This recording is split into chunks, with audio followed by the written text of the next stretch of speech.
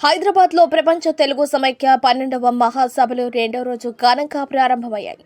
ప్రారంభోపన్యాసం సమైక్య అధ్యక్షులు ఎంపీ వేమిరెడ్డి ప్రభాకర్ రెడ్డి ప్రారంభించారు. ముఖ్య అతిథులుగా కేంద్ర మంత్రి కిషన్ రెడ్డి హాజరయ్యారు.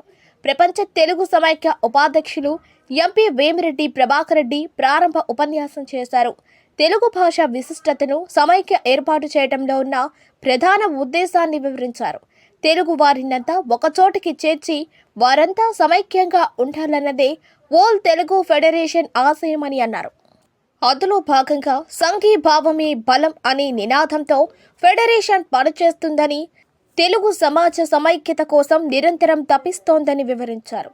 ఈ సందర్భంగా కిషన్ రెడ్డికి, ఇతర ముఖ్య అతిథులకి, ఓల్ తెలుగు ఫెడరేషన్ ప్రతినిధులకి ధన్యవాదాలు తెలిపారు. కిషన్ రెడ్డి చిన్న వయస్సులోనే రాజకీయాల్లో ప్రవేశించి బీజేపీ అభివృద్ధి కోసం నడుం బిగించారన్నారు. గడిచిన 45 సంవత్సరాల కాలంలో క్రమశిక్షణ కలిగిన నాయకుడిగా అంకిత భావంతో పనిచేసి ఈ స్థాయికి చేరారని కొనియాడారు. తెలుగు వారినందరినీ ఒకే వేదికపైకి తేవటమే ప్రపంచ తెలుగు సమైక్య లక్ష్యమని వేమిరెడ్డి ప్రభాకర్ రెడ్డి అన్నారు. గతంలో ఉమ్మడి రాష్ట్రంలో హైదరాబాద్లో ఈ సమావేశాలు నిర్వహించామని, మళ్ళీ చాలా సంవత్సరాల తర్వాత ఇక్కడ సమావేశం ఏర్పాటు చేయడం జరిగిందన్నారు. సమైక్య ఏర్పడిన గత 30 సంవత్సరాలలో ఢిల్లీ, బెంగళూరు, చెన్నై, విజయవాడ, విశాఖపట్నం వంటి మహానగరాలలో సమావేశాలు నిర్వహించామన్నారు. అలాగే ప్రపంచ వ్యాప్తంగా ఉన్న తెలుగు వారిని కలిపేలా దుబాయ్, సింగపూర్, మలేషియా, ఇతర దేశాల్లో కూడా సభలు జరిపామన్నారు. తెలుగు భాష అభివృద్ధి కోసం సమైక్య అధ్యక్షురాలు ఇందిరా దత్ పడుతున్న తపన అభినందనీయమని కొనియాడారు. తనను ఈ ఫెడరేషన్లో భాగం చేసి ఒక సమితిని చేసిన ఇందిరా దత్కి ప్రత్యేక కృతజ్ఞతలు తెలిపారు. అమ్మలాంటి కమ్మనైనది తెలుగు భాష అని, ఇది ఎప్పటికీ మాతృభాషగా కాకుండా అమృత భాషగా చిరకాలం వర్తిల్లాలంటే మనమందరం తెలుగు భాషను పరిరక్షించుకోవాల్సిన అవసరం ఉందన్నారు. తెలుగు జాతి పేరు ప్రపంచమంతా వినపడేలా తెలుగుదేశం పార్టీని పెట్టిన ఘనత నందమూరి తారక రామారావు గారిదన్నారు. ఆంధ్రప్రదేశ్ ముఖ్యమంత్రి నారా చంద్రబాబు నాయుడు ఈ 3 రోజుల అంతర్జాతీయ మహాసభల్ని ప్రారంభించడం శుభకరమన్నారు. మాజీ ఉపరాష్ట్రపతి వెంకయ్యనాయుడు, కేంద్ర మాజీ మంత్రి పురంధేశ్వరి, తెలంగాణ ముఖ్యమంత్రి రేవంత్ రెడ్డి లాంటి ప్రముఖులంతా ఈ మహాసభలలో భాగం పంచుకోవటం అభినందనీయమన్నారు.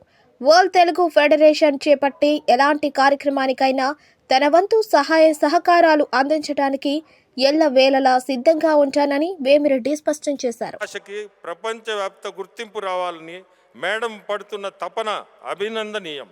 ఓవైపు వ్యాపారం, వ్యక్తిగత విషయాలను చూసుకుంటూ మరోవైపు వరల్డ్ తెలుగు ఫెడరేషన్ అభ్యున్నతి కోసం ఆమె పడుతున్న ఆరాటం అనేక సందర్భాల్లో ఆమె మాటల్లో నేను విన్నాను.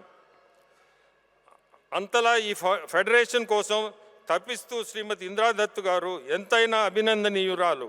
నన్ను ఈ ఫెడరేషన్లో భాగం చేసింది కూడా ఇందిరా దత్ గారే. అంతటి గొప్ప యజ్ఞంలో నన్ను కూడా భాగం చేయడం చాలా సంతోషం. అమ్మ లాంటి కమ్మనైనది తెలుగు భాష.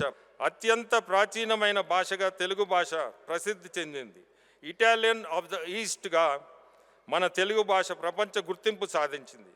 మన తెలుగు భాషకు వేలాది సంవత్సరాలు పురాతన చరిత్ర ఉంది. మన తెలుగు భాష ఎప్పటికీ మృతు భాషగా కాకుండా అమృత భాషగా చిరకాలం వర్ధిల్లాలంటే మనమందరం తెలుగు భాషను పరిరక్షించుకోవాలి. దేశం పార్టీని పెట్టిన ఘనత నందమూరి తారక రామారావు గారిది. ఆయన స్థాపించిన పార్టీని విజయవంతంగా నడిపిస్తున్న ఆంధ్రప్రదేశ్ ముఖ్యమంత్రి నారా చంద్రబాబు నాయుడు గారు ఈ 3 రోజులు అంతర్జాతీయ సభలకు ప్రారంభించడం శుభకరం.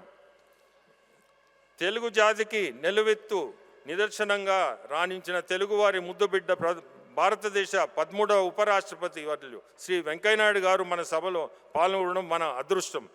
కేంద్ర మంత్రివర్యులు శ్రీ కిషన్ రెడ్డి గారు దీనికి రావడం కూడా మన అదృష్టం.